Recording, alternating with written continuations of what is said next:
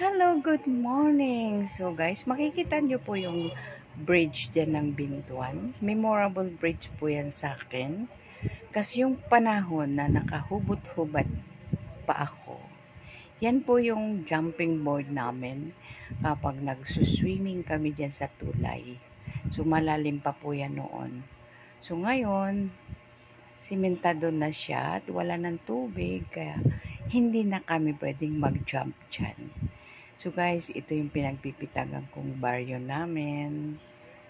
Ayan guys, thank you sa magaling kong driver. Ayan. So, thank you for watching guys. Babu!